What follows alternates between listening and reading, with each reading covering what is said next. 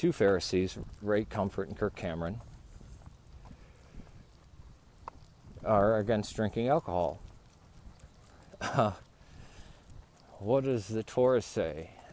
Take strong drink when feasting. These are festivals or holy days, which the Orthodox we do. We drink heavily on Pascha. Paul tells Timothy, take wine to cure his stomach. It said to give Psalms, I believe it's the Psalms or Proverbs, say to give strong drink to a dying man to ease his suffering. Christ drank wine, and the wedding at Cana lasted for 3 days. And the wine actually ran out, which means people were getting really drunk. What is a drunkard and drinkers of alcohol when it's chastised like that in the Bible? It's people who get drunk every day. And drunk to the point where they don't work, they don't do anything. They commit sins when they're drunk. What we call today alcoholism, right? But drinking alcohol and getting intoxicated, there is nothing wrong with that. In fact, for the Protestants, most of theology of the Lutherans came up with while drinking beer. In the Western Church, the priests, actually the monks were issued a certain amount of alcohol a day.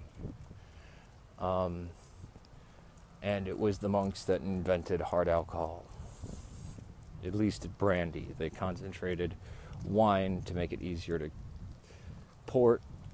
carry over long distances. And by concentrating it, they thought they could pour water back into it. It would become wine again. Instead, they just made brandy. Good for them. But, you drink alcohol? See, you're not a Christian. As if,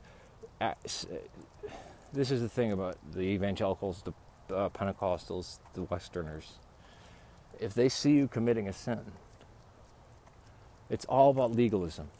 It's all the people who say faith alone, and criticize creeds, and don't believe in the Eucharist, and don't believe in baptism. You'll find them to be the most legalistic people 90% of the time, or at least that's what I've found. If there's an Orthodox brother out there that watches pornography every day, then visits prostitutes, then uses very heavy drugs, then drinks a lot, then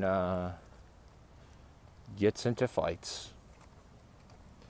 If there's no heresy in him, he is still a Christian. End of story. Do I think I'm better than him? Well, I'll tell you this. If I judge him and think that I'm better than him, or that my acts before God are any better, then I'm far worse than him. The tax collectors who were traitors to their own people, who were the scum of the earth, who were actually like MS-13 or the Italian mafia, who with the might of the Roman Empire were basically extorting people, and the prostitutes Christ sat with and talked to, said, go and sin no more, right? The Pharisees that judged them, he condemned. What was Christ accused of a lot? For doing things that he shouldn't have done. For being impure, all this kind of stuff. No sin can make you not a Christian, right? If you get up there